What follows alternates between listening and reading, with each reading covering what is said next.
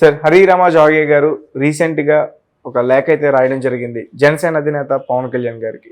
So ఆ లేఖలో మీరు ఎన్ని సంవత్సరాలు ముఖ్యమంత్రిగా ఉంటారు, అలాగే ఎన్ని సీట్లు మీరు తీసుకుంటున్నారు, ఇవన్నీ కూడా చెప్పాల్సిన అవసరం ఉంది. కాంప్రమైజ్ అవుతున్నట్టు ఒక వార్త అయితే వెలుగులోకి వచ్చింది. ఇవన్నీ కూడా ఆ లేఖలో రాయడం జరిగింది. సో దాని గురించి చంద్రబాబు పవన్ కళ్యాణ్ దాదాపు ఈ మధ్యకాలంలో 7 సార్లు కలిశారు. మొన్న సండే మాత్రం ఒక్క రోజులోనే 2 సార్లు కలిశారు. మధ్యాహ్నం కలిశారు, మళ్ళీ నైట్ కలిశారు. దాదాపు 4 గంటల పాటు చర్చలు జరిపారు. అయితే ఆ చర్చల సారాంశం ఏంటి అనేది ఇద్దరు కూడా మీడియాకి చెప్పలేదు.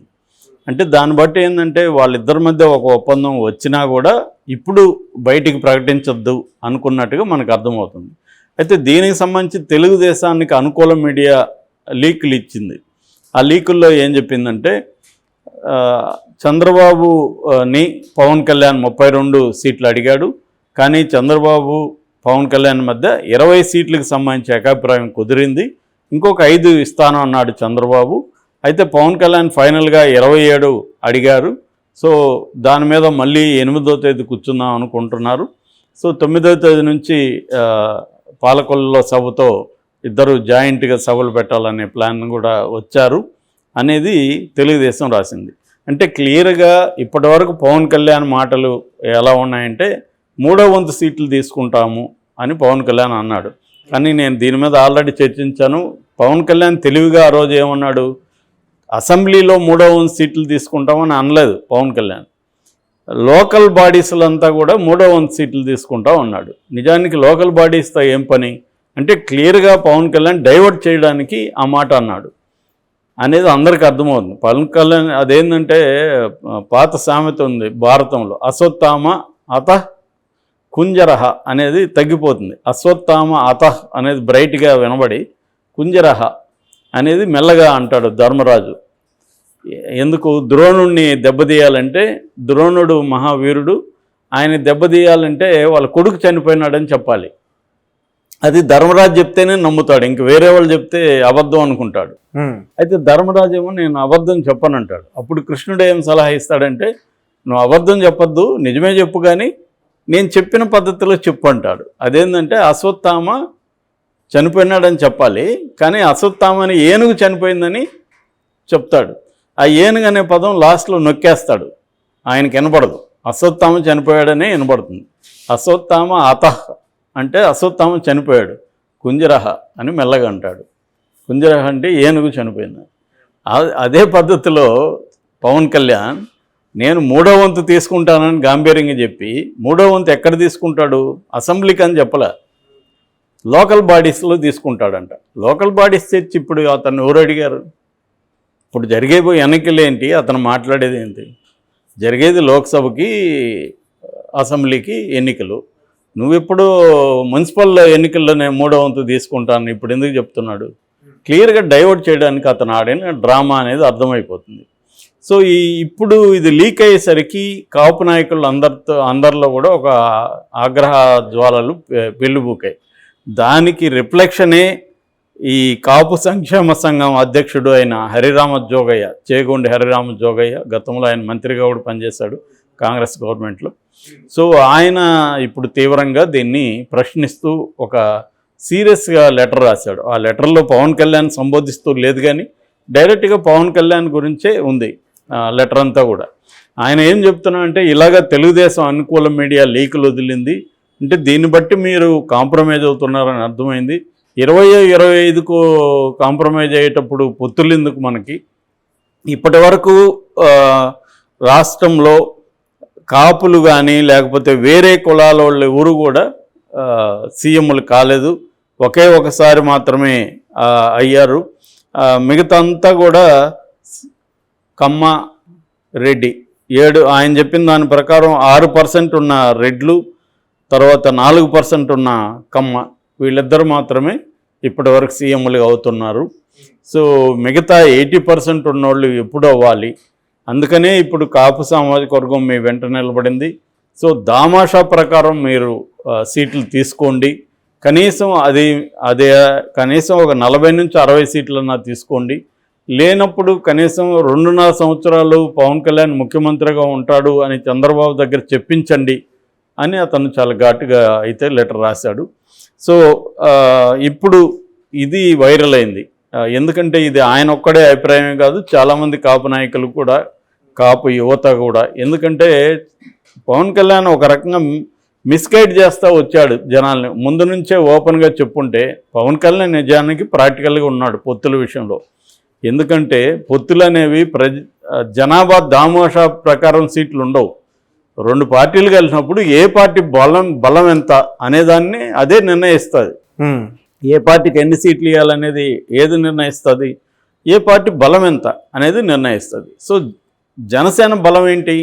జనసేన బలం డిపాజిట్లే రాని బలం, పవన్ కళ్యాణే గెలవని బలం.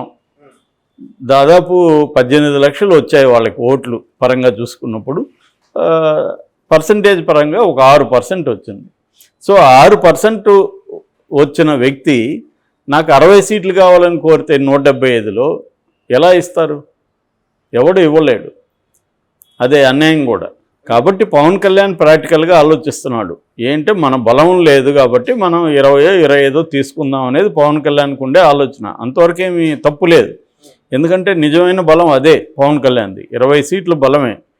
కానీ పవన్ కళ్యాణ్ లేకుండా తెలుగుదేశం అధికారంలోకి వచ్చే పరిస్థితి లేదనేది కూడా వాస్తవమే. కనీసం వాళ్ళు అలా నమ్ముతున్నారు తెలుగుదేశంలో. అందుకని పవన్ కళ్యాణ్కి ఇంపార్టెన్స్ రకరకాలుగా వీళ్ళు ఇచ్చేశారు. పవన్ కళ్యాణ్ తన అభిమానుల్ని ఉత్సాహపరచడం కోసం నేను సీఎం అవుతానని ఒకరోజు చెప్పడం, నేను సీఎం ఎట్లా అవుతానని ఇంకొక రోజు చెప్పడం, అలా కన్ఫ్యూజ్ చేస్తూ వచ్చాడు. దాని తర్వాత మన బలం మామూలుగా లేదు అన్నది ఒకటి నమ్మించారు. ఇప్పుడు మేజర్ ప్రాబ్లం ఏమిటి పొత్తుల్లో?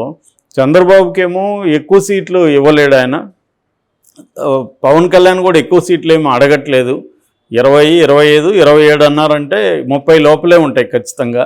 సో 30 లోపల ఉన్న సంఖ్య ఇచ్చినప్పుడు ఏమవుతుందంటే మేజర్ ప్రాబ్లం, మిగతా 30 కాకుండా 175లో 30 పోతే 145లో తెలుగుదేశం పోటీ చేస్తే ఆ 145లో జనసేన ఓట్లన్నీ కూడా తెలుగుదేశం క్యాండిడేట్లకు పడాలి. ఓట్ ట్రాన్స్ఫర్ అంటారు దాన్ని. ఈ ఓటు ట్రాన్స్ఫర్ అవ్వకపోతే పొత్తు వేస్ట్.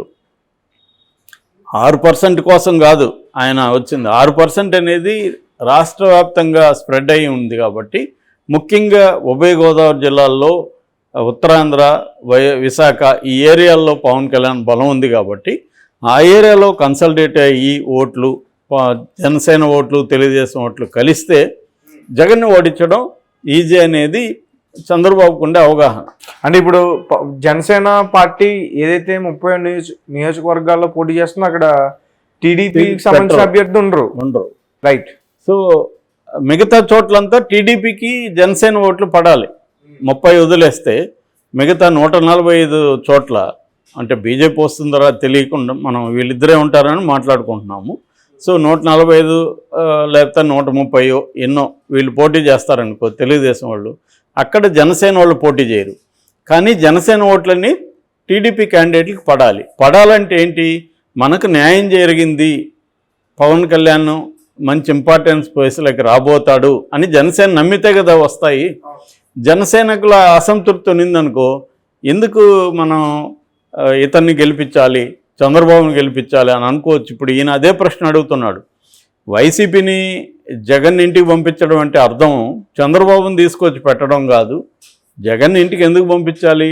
నువ్వు పవర్లోకి రావాలి, అంటే పవన్ కళ్యాణ్ పవర్లోకి రావాలి.